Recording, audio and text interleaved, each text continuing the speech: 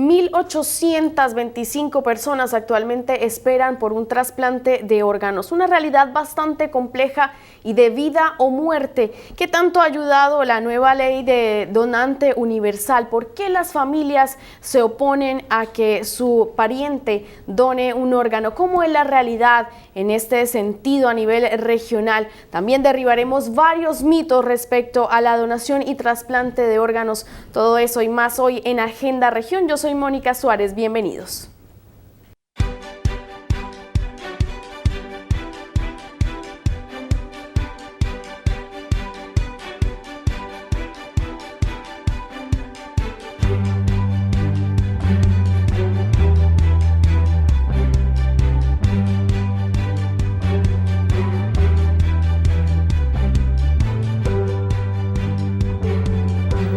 Saludamos a América Cornejo, ella es coordinadora regional del procuramiento de órganos. Muchísimas gracias por estar hoy con nosotros. Hola, buenas tardes, muchas gracias por invitarme. América, hablemos primero para poner un poquito en contexto a los televidentes. Procuramiento de órganos, este proceso, ¿cómo funciona? Expliquémosle a los televidentes de qué se trata. Bueno, un procuramiento de órganos es el proceso de extracción de órganos en un paciente de muerte encefálica para poder trasplantar los órganos después a un paciente receptor. Eso es a grandes rasgos. ¿Ustedes se encargan entonces de buscar este potencial donante? ¿Cómo funciona esto? Bueno, yo tengo a cargo la región, voy al Hospital de Linares, Curicó y Talca. Yo trabajo 24/7. Tengo un celular que me da institucional y los pacientes yo pesquiso pacientes, pero en realidad voy todos los días a la UCI, especialmente yo trabajo en mi lugar físico del Hospital de Talca, a la UCI pediátrica, a la UCI de adultos y urgencia.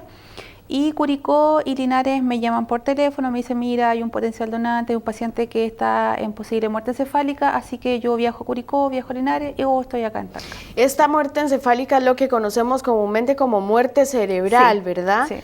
¿Cuánto se espera entre, por ejemplo, este llamado que usted recibe, donde se dice, bueno, es posible, América, que tengamos un potencial donante, y definitivamente cuando se realiza el proceso de donación? A ver, lo importante es que quede bien claro que los pacientes que se procuran, los pacientes tienen que estar constatados fallecidos en muerte encefálica. ¿Ya? Y ahí ahora, en este momento, hay que al tiro derribar un mito que la gente dice, no, el paciente, mi familiar todavía no está muerto, está vivo y lo quieren sacar los órganos. No es así. El paciente tiene que estar diagnosticado en muerte encefálica, para esto tiene que estar en Glasgow 3, que es una escala especial de conciencia, y tienen que certificarlo dos médicos, según la ley, eso lo dice, un médico, y uno de ellos tiene que ser de la ciencia de la neurología, quiere decir un neurólogo o un neurocirujano. Además de eso se hace un test de apnea y después de eso... De respiración en ese caso, claro. Y con un test de apnea positivo, más diagnóstico de muerte clínica, el neurocirujano o neurólogo diagnostica la muerte encefálica. ¿Qué tan largo es este proceso? Porque son varios pasos. Claro, lo que pasa es que en realidad el pesquisar pacientes, antes se pesquisaban en una escala de Glasgow 4, ya es de 0 a 15, pero en 4, y se perdían muchos más donantes, potenciales donantes. ¿Qué implica eso de 4 y 5, esa escala? Sí. Lo que pasa es que en Glasgow 3 el paciente ya está en muerte encefálica, está claramente en muerte encefálica, solamente habría que certificarlo con los test que le dije. Pero en Glasgow 7 son pacientes que están en Glasgow 7 es un paciente que nos da un poco más de tiempo para decir, mire, sabe que este paciente podría caer en muerte encefálica, pero hay que ir viendo su evolución. Es un nivel que ustedes nombran para verificar la situación del paciente. Es una escala especial de conciencia, de estado de conciencia, donde nosotros vamos verificando. Nos quedó en el tintero el tiempo de ese proceso. El tiempo es variable. Yo puedo estar con un paciente que ingresó en Glasgow 10, baja el Glasgow a 7 y a Glasgow 3 se demora 3 días, como hay pacientes que en 24 horas están en Glasgow 3 en muerte encefálica. Digamos, el tiempo de potencialidad de ser donante, a eso se refiere. Es que es variable. No claro. te puedo decir yo, por ejemplo, el lunes llegó un paciente y recién hoy día está en Glauco 3, está en muerte encefálica, entonces no se puede decir el tiempo. Bueno, a nivel nacional tenemos 1.825 personas que están esperando por un órgano. ¿Cuál es la realidad en la región? ¿Cuántas personas están en lista de espera? Lo que pasa es que en la región se hace estudio de riñón, y todo lo que es hígado, se trasplanta riñones. Todo lo que todos los demás órganos se trasplantan en Santiago. Y en estos momentos se están haciendo trasplantes de donante vivo relacionado. Claro. Ya de riñón. Donante cadáver todavía en este momento no, por una cosa técnica. Y los órganos se van a Santiago. ¿En algún momento se proyecta ya empezar con esa...? Sí, por supuesto. De aquí, de hecho, se dio este año y ya yo creo que este otro año, a principio de año, ya estaríamos en condiciones efectivas para ser donante cadáver. De hacer, claro, que implicaría otro tipo, corazón, por ejemplo, hígado, corazón, ¿no? Lo que pasa es que en general cuando uno requiere un órgano vital como corazón, pulmones, hígado, se van a urgencias nacionales. Y eso lo maneja el ISP en Santiago. Claro, que son prioridad nacional. Son prioridad nacional y son urgencia A1 y por lo tanto eso se va a urgencia nacional. Bueno, es un tema igual complejo, vemos muchos casos, ¿cierto?, en los medios de comunicación de gente que necesita ese tipo de órganos. De hecho, en el Maule también conocimos varios casos de personas que necesitaban este tipo de trasplante de órganos. ¿Qué tan abierta es la persona, el maulino, a la donación? Bueno, en realidad ha sido cíclico. Yo empecé hace 6, voy para los 7 años ya de trabajar en esto. Nos tocó lamentablemente el terremoto. Igual seguimos procurando, de hecho el Ministerio nos dio un premio al hospital, a la región en general, porque seguimos procurando, a pesar de no tener las condiciones más, entre paréntesis, físicas de un hospital de alta complejidad, seguimos procurando y dimos órganos para la lista de espera a nivel nacional. El 2012 y el 2013 nos fue bastante bien. Una de las características que tenemos es que el equipo es que sacamos donante multiorgánico, eso quiere decir más de un órgano. Por lo tanto, entre el 2012 y el 2013 se trasplantaron 42 personas, gracias a la séptima región. Del Maule a nivel nacional. Sí, es decir, ese procuramiento sirve para una persona de Arica a Punta Arenas prácticamente. O sea, el paciente es trasladado a Santiago, ¿cómo es ese proceso? Lo que pasa es que los pacientes que están en urgencia en general están en Santiago. La urgencia nacional está en Santiago. Pero el donante potencial podría estar acá. No, el donante está acá. Sale de acá, los órganos salen de acá, son los equipos de Santiago que se mueven acá. Si nosotros, por ejemplo, tenemos un potencial donante que la familia sí acepta, dice yo voy a respetar la decisión de mi familiar, de mi hijo, papá, mamá, en donar los órganos y donan todo lo que sirva, porque esas son las palabras de la familia. Claro. Yo dono todo lo que sirva y estamos con urgencia cardíaca, pulmonar, hepática, los equipos viajan acá se extraen los órganos, en Talca, en Curicó, Linares. ¿Para qué o qué requisitos debiera tener este paciente potencial donante para que varios órganos de esta persona sirvan para dar vida a otra? Bueno, en general, la prioridad de nosotros es que los pacientes que a nosotros nomás nos sirven son los pacientes tequiados, es decir, con un trauma cráneoencefálico o que tengan un aneurisma roto, que tengan una injuria cerebral. Un golpe que hayan sufrido. Un aneurisma roto, un accidente vascular encefálico, un accidente vascular hemorrágico. Por lo tanto, lo único que está dañado en ese paciente es la parte cerebral. Una persona con cáncer, por ejemplo, no podría ser. Es que ser... lo que pasa es que las personas con cáncer pueden donar siempre y cuando haya remisión del cáncer más de 5 años.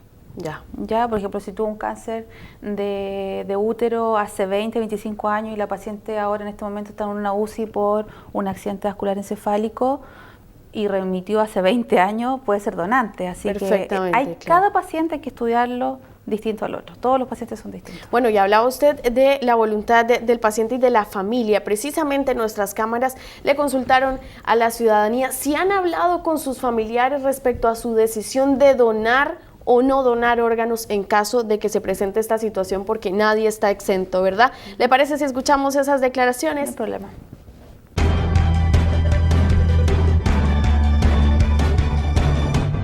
No, nunca lo he conversado, pero sí he manifestado mi manera de pensar, pero yo creo que si algún día lo planteo más adelante, yo creo que me apoyaría. Sí, totalmente. Yo de hecho les digo, si en algún momento tienen que tomar la decisión no, o que yo no lo haya estipulado antes, completamente de acuerdo y ellos lo aceptan. Sí lo harían, porque yo he opinado en varias ocasiones lo mismo, entonces yo creo que respetarían mi opinión. O sea, en ese sentido creo que ellos igual apoyarían eso. No que compartan lo mismo, porque yo creo que todas las personas pensamos distinto. Yo lo he dicho a mi familia y están de acuerdo porque al menos 2 de los integrantes también son donantes. Mi papá no está de acuerdo, pero bueno, es mi decisión, así que a la hora de que yo muera tendrían que donar mi órgano.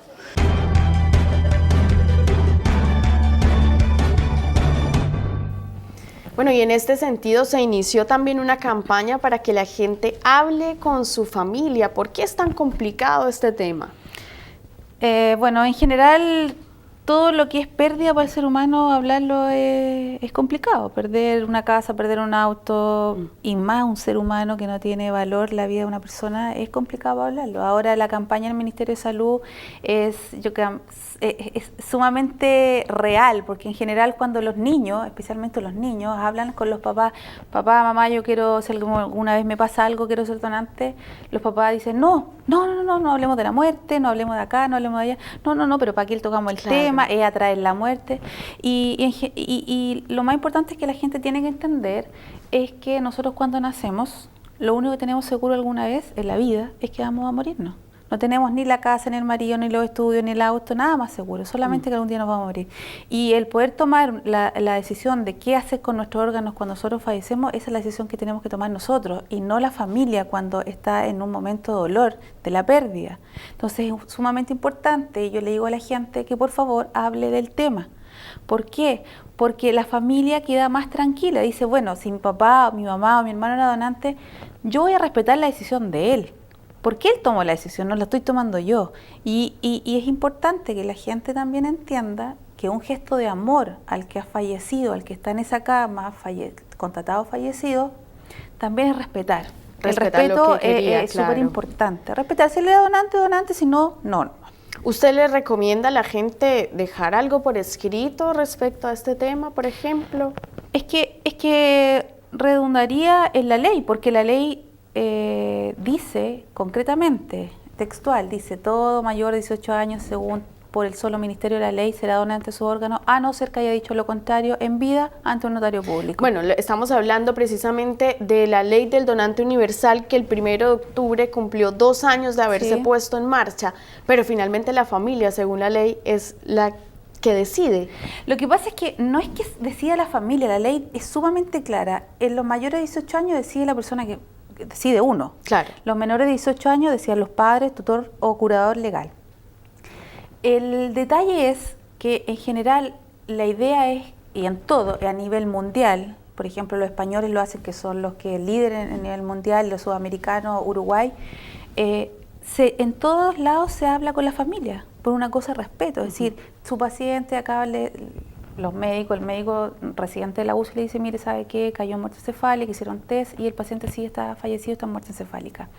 Y después nosotros hablamos, los procuradores hablamos de la donación de órganos con la familia, pero se habla igual. El ideal es que cuando se procure, se hable de donación, la familia no quede en una disyuntiva de decir, no, sí, yo estoy de acuerdo, el otro hermano dice que no, y queden peleados. Entonces, bueno, si la familia dice, no, sabe que yo mejor no, por favor, que no quiero que lo toquen, que el cuerpo, que esto, que este otro, no es la idea decirle, ¿sabe qué, señora? Mira, firme aquí porque vamos a empezar el procuramiento.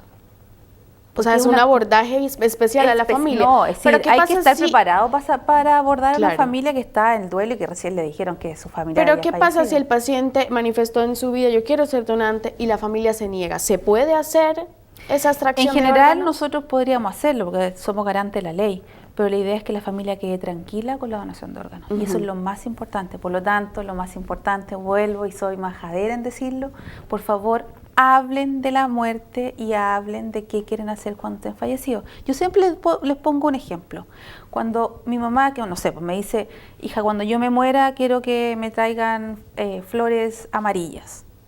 puros mables amarillos. Y yo vengo, a mí no me gustan los mables amarillos, por lo tanto le llevo rosas rojas, porque a mí me gustan las rosas rojas.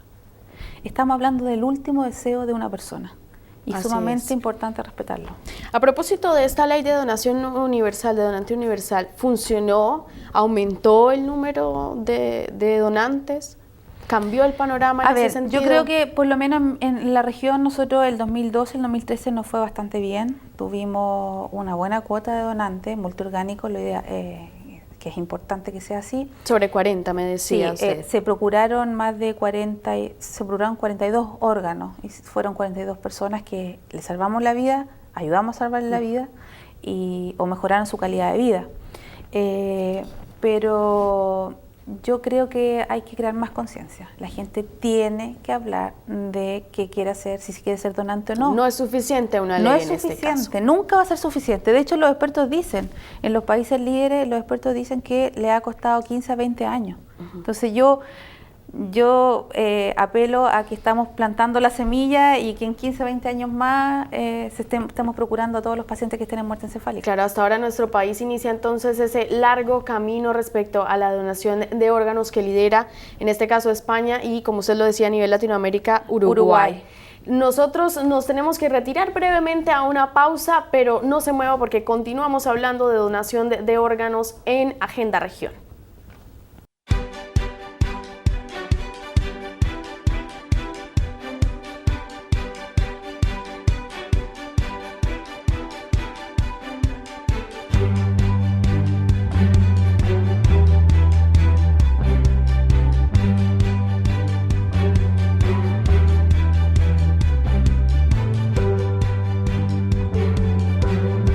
Muchísimas gracias por continuar con nosotros. Estamos en Agenda Región conversando con América Cornejo. Ella es coordinadora regional de procuramiento de órganos y comenzamos a derribar varios mitos, América, porque es común escuchar, yo no voy a donar órganos porque me van a dejar morir para sacar mis órganos. ¿Esto es cierto? No, no es así, porque si no las UCI no servirían para nada, especialmente después de que tenemos la ley de donante universal. Porque todos somos donantes, a no ser que digamos lo contrario.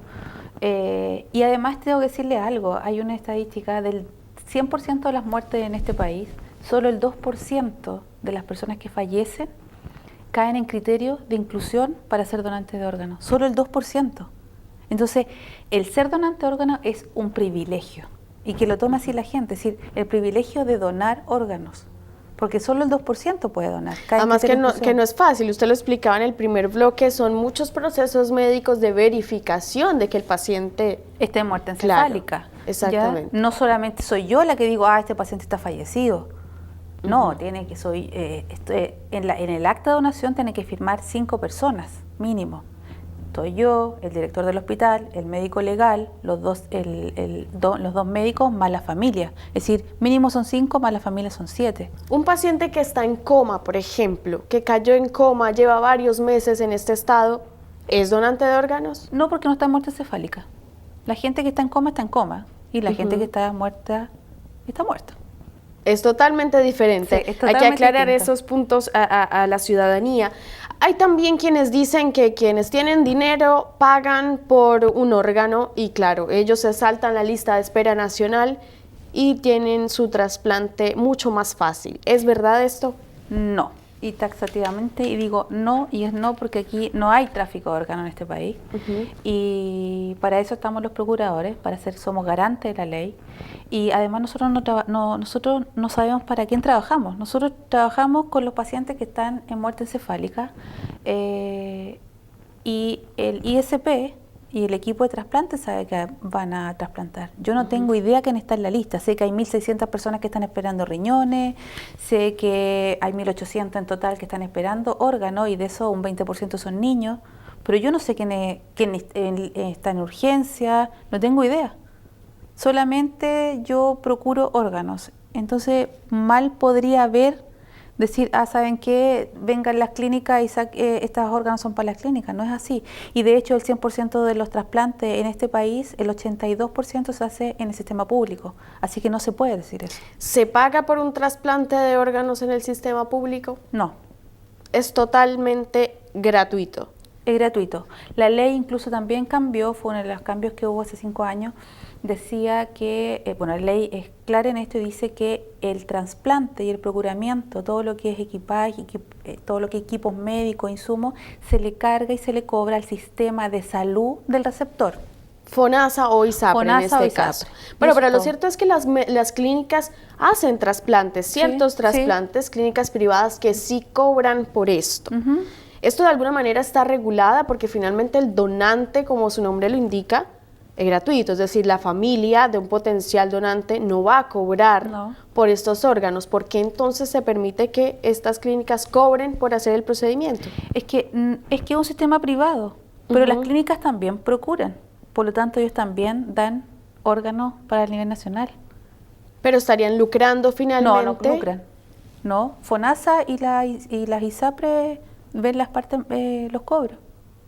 O sea, FONASA regula los cobros de los trasplantes que hacen las clínicas totalmente privadas. regulado. Si uno lee la ley de donación de órganos, la 19.451, que ha tenido bastantes modificaciones, dice claramente, se le cobra al sistema de salud del receptor. No, antes se le cobraba al receptor. Ahora no. Si el caballero que está en urgencia cardíaca es ISAPRE, paga la ISAPRE. Si el caballero que está en urgencia hepática está en FONASA, paga FONASA. Paga la ISAPRE, por ejemplo, pero no teniendo un costo adicional en su plan de salud. No, nada. Totalmente aparte. Nada. Porque, claro, hay un mito también que implica el tema del tráfico de órganos, que las clínicas privadas estarían comprando finalmente órganos para lucrar con ellos. No, porque nosotros, le vuelvo a insistir, el 82% del total de los trasplantes que se hacen en Chile son el sistema público. Y es una lista nacional de órganos. No sabemos quiénes son, si son de las clínicas. Aparte que se trabaja con código, no se trabaja con nombre al final. Es totalmente a ciegas, digámoslo así, el proceso. Este paciente, y tienen que hacer estudios de histocompatibilidad. No es llegar y decir, mira, saben que yo tengo unos riñones acá en Talca y se los vamos a colocar al caballero de la clínica Las Condes, y si no es compatible, yo estoy matando al paciente de la clínica Las Condes. Por lo tanto, tiene que haber un estudio de histocompatibilidad. No es llegar y sacar y poner, como la gente, algunas personas que no están de acuerdo con esto dicen, no, es sacar y poner. No es sacar y poner, es sacar, es estudiar al paciente, estudiar la histocompatibilidad, a ver si son compatibles. Bueno, y son varios aspectos que hacen que la gente rechace normalmente una donación de órganos, pero ¿qué factores son los que llevan definitivamente a una familia, a una persona, a decidir ser donante o no? ¿Qué tiene que ver en materia psicológica esta situación? ¿Le parece si vamos a escuchar nuestro académico invitado? Pasemos a revisar esas declaraciones.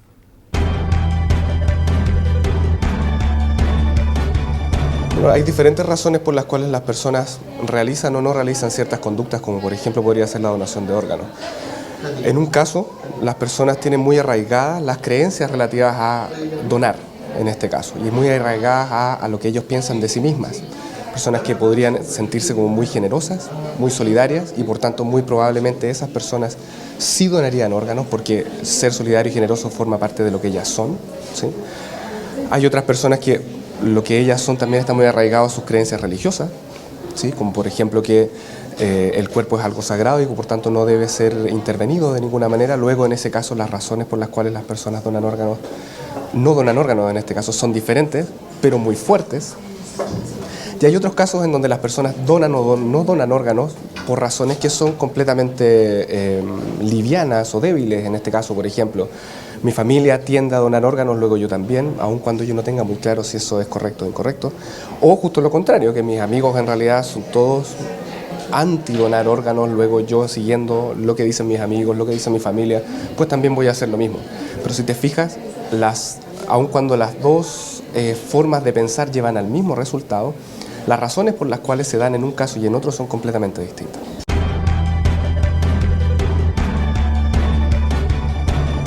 Escuchábamos a Ismael Gallardo, psicólogo académico de la Universidad de Talca. Razones familiares, de amistades, religiosas, ¿cierto?, que llevan a donar o no. ¿Usted con qué tipo de situaciones se encuentra normalmente en los hospitales de la región cuando procura órganos?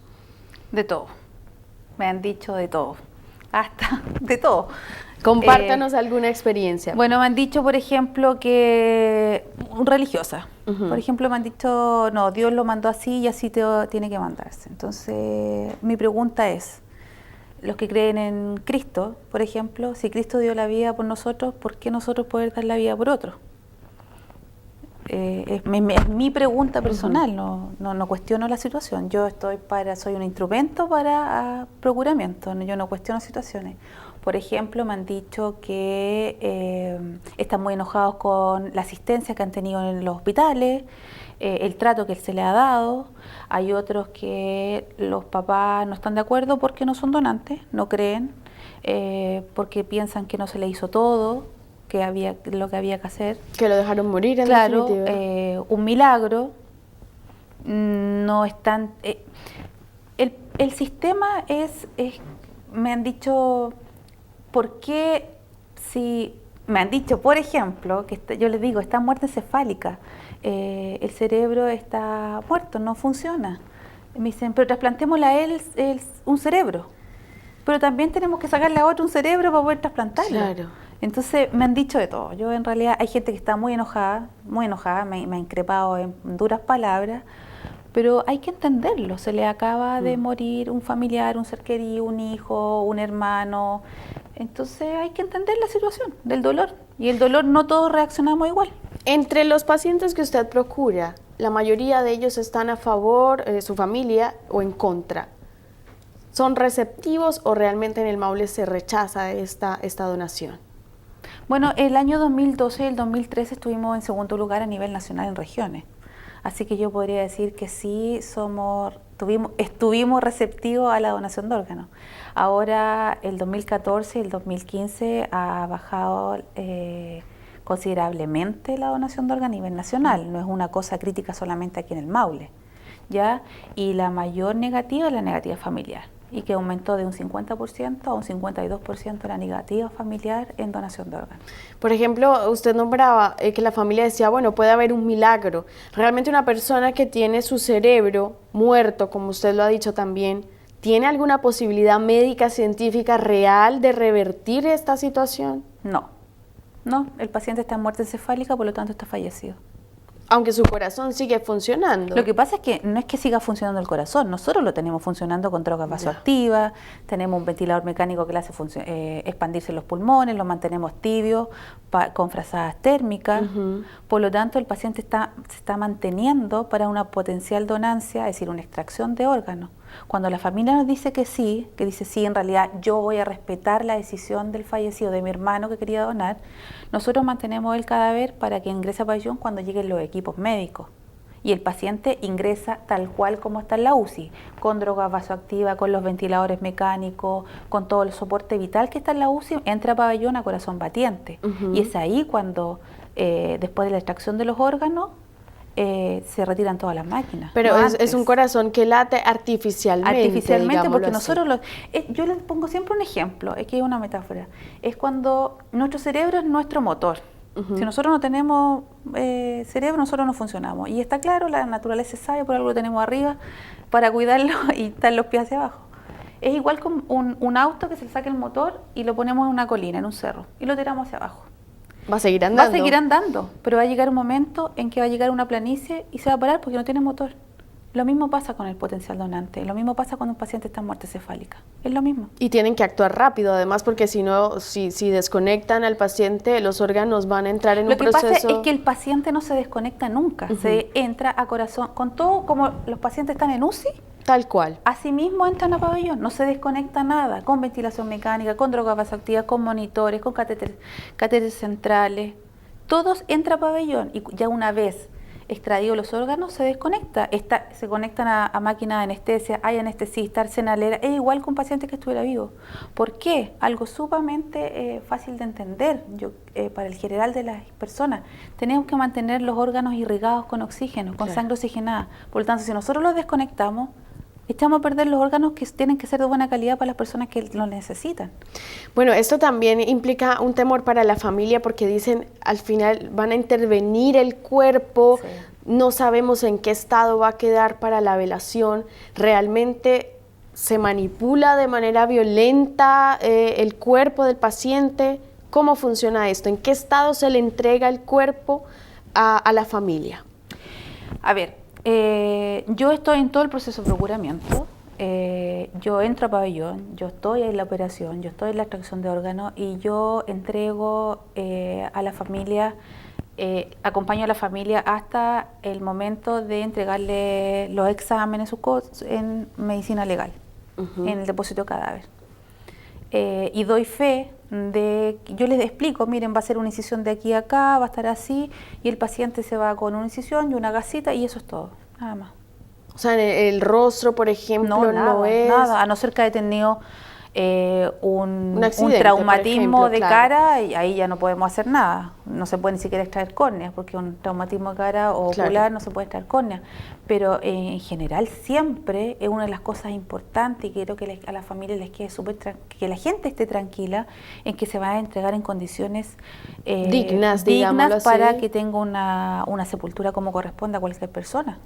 O sea, es absolutamente normal el proceso, ellos pueden hacer la velación porque quizás hay un tema también ahí, usted me lo comentaba Sí. fuera de cámaras, Sí, el sí. tema de la velación, que hay una duda de cómo funciona eso. No. Después de traer los órganos se llega al depósito de cadáver, la familia lo viste, obviamente tiene una gasa, tiene un apósito porque hubo una incisión, una herida, se viste y ellos pueden velarlo como corresponde a cualquier otra persona que haya fallecido y que no haya sido donante de órganos. Temas bastante importantes que tratamos hoy en Agenda Región que tienen que ver con el trasplante de órganos, derribando estos mitos. Muchísimas gracias, América Cornejo, por haber estado hoy con nosotros. Muchas gracias y lo más importante y mi mensaje es que respeten la decisión de las personas.